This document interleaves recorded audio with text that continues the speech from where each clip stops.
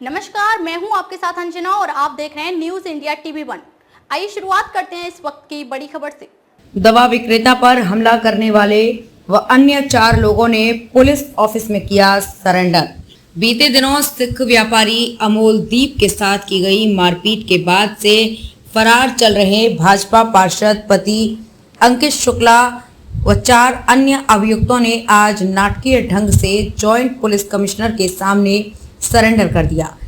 इससे पहले joint CP से मिलने उनकी पार्षद पत्नी सोम्या शुक्ला और उनके समर्थक भाजपा नेता पहुंचे थे। जॉइंट सीपी से ये लोग बात कर रहे थे कि तभी वकीलों के साथ अंकित शुक्ला व उनके साथी उनके कार्यालय पहुंच गए।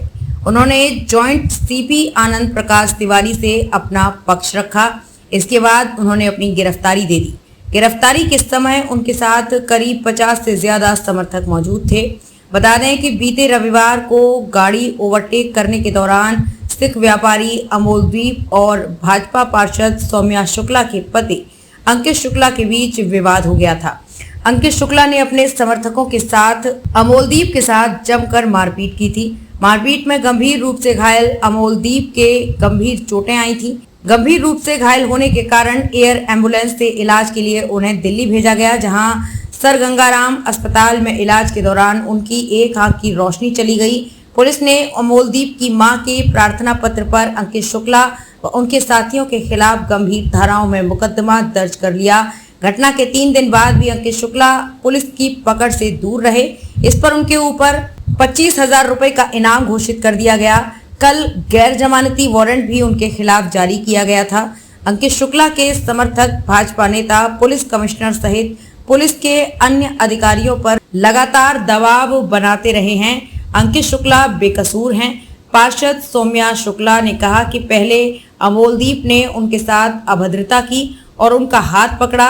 इसके बाद झगड़ा शुरू हुआ था, इसलिए उनके प्रार्थना पत्र के आधार पर अमोलदीप के खिलाफ भी मुकदमा दर्ज किया जाए, लेकिन पुलिस अधिकारी निष्पक्ष कार्रवाई की बात लगातार कर रहे हैं।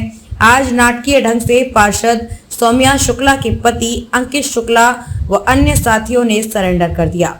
जॉइंट कमिश्नर आनंद प्रकाश तिवारी ने कहा कि इस मामले को फास्ट ट्रैक कोर्ट में ले जाएंगे ताकि भविष्य में इस तरह की घटना दोबारा ना हो।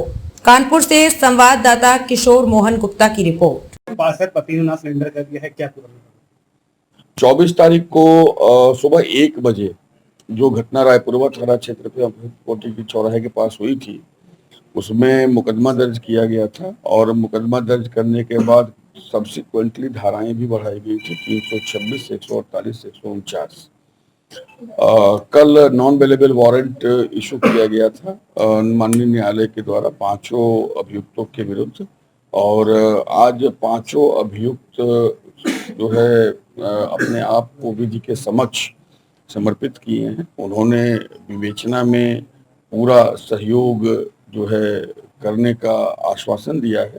इन 5 अभियुक्तों को गिरफ्तार किया गया है और गिरफ्तार किए जाने के बाद इन 5 अभियुक्तों के साथ जो विधिक न्यायिक कार्यवाही है वो की जाएगी। इनसे पूछताछ की जा रही है।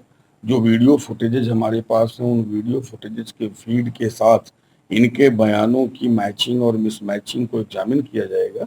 इसके बाद हम जो अन्य बयान हमारे पास है उससे भी इनके बयानों को सामने रखते हुए एग्जामिन करेंगे और हम माननीय न्यायालय के पास ले जाएंगे और जुडिशियल रिमांड के लिए माननीय न्यायालय से आवेदन करेंगे।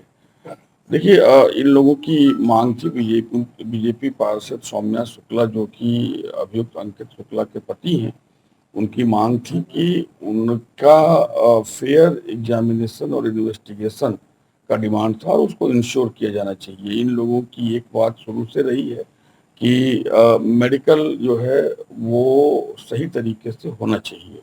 तो हम लोगों ने अपनी तरफ से इनसे कहा है और दोनों पक्षों से कहा है कि हम जिलाधिकारी महोदय को कह के सीएमओ के नेतृत्व में मेडिकल का पैनल बना देंगे। आप अपने भी किसी डॉक्टर को जानते हैं तो आप भी बता दो और दूसरा पक्ष अगर जानता है तो वो भी बता दे।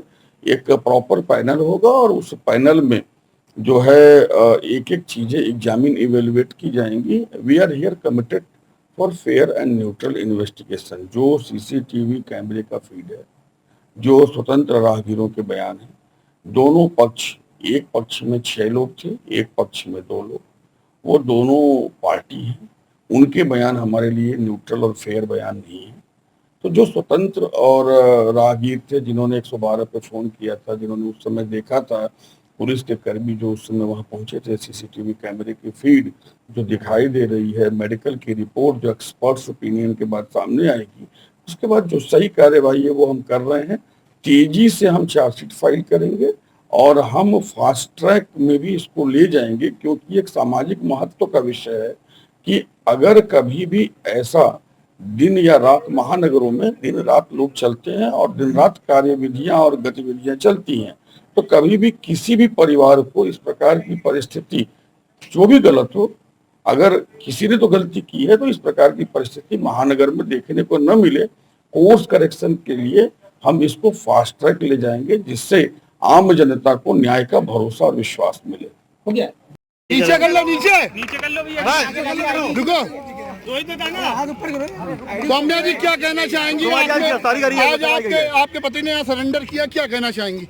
किसी महिला के साथ, किसी की पत्नी के साथ इस तरह की अभद्रता होती है और उसके पति ने, उनके साथियों ने इस चीज़ का विरोध किया, अगर वो आप लोगों के सामने गलत है तो सरेंडर उन्होंने किया है। अब ये आपको देखना है, सारे वीडियो, सारे साक्ष्य आपके सामने हैं, आप खुद ही देखिए किसकी गलती है, किसकी नहीं है। सौम्या जी क्या कहना चाहेंगी? क्योंकि कहीं ना कहीं कानपुर पुलिस भी दबाव बना रही थी, क्योंकि इनाम घोषित किया था आपके पति के ऊपर और उनके साथियों के ऊपर, उस पर क्या कहना चाहेंगी? मुझे पता नहीं किस चीज़ का दबाव है प्रशासन के ऊपर, क्या सांप्रदायिकता मोड़ ले रही है इस घटना के लिए, कि उन्होंने किसी तरह का, हम लोग का कोई भी पुलिस रिकॉर्ड नहीं है, किसी तरह का कोई छोटा से छोटा मुकदमा नहीं है, और उन्होंने इस तरह से इनाम घोषित कर दिया, पूरा का पूरा हम लोग को आरोपी साबित कर दिया, मतलब जैसे हम लोग कोई क्रिमिनल है, किसी का मर्डर करा है हमने। जिस तरह से पुलिस ने वीडियो फुटेज निकाले हैं, तो क्या वो वीडियो फुटेज आपको देखने को मिले? ये जो सोशल मीडिया पे चल रहे हैं वही चीज़ें हमारे सामने भी हैं, और उसी के तहत ही हमने आप सबको बताया है कि जहाँ पे उनको मरणासन्न बताया गया है, उनकी आंखें फूटी बताई गई हैं, उनकी नाक की हड्डी टूटी बताई गई है। आपने वीडियो देखा होगा, उसमें साफ साफ वो खड़े हुए तमाशा देख रहे हैं, कहीं चोटें नहीं है, कुछ भी नहीं है। अगर किसी की आंख फूट जाती है तो क्या वो इस तरह से खड़ा रह पाएगा? सौम्या जी एक बड़ा सवाल ये भी है कि कानपुर शहर में भाजपा के 2 फाड़ हो गए इस प्रकरण के बाद से, क्या कहना चाहेंगी? क्योंकि सांसद एक तरफ है, विधानसभा अध्यक्ष एक तरफ है, नहीं कहना क्या चाहेंगी? ये इसमें कुछ भी नहीं कहना चाहूंगी, आगे जो भी आएगा वो आपके सामने रहेगा। खबरों में अब तक के लिए बस इतना ही। फिर होगी आपसे मुलाकात कुछ ऐसी ही बड़ी खबरों के साथ। तब तक के लिए नमस्कार और देखते रहिए न्यूज़ इंडिया TV1।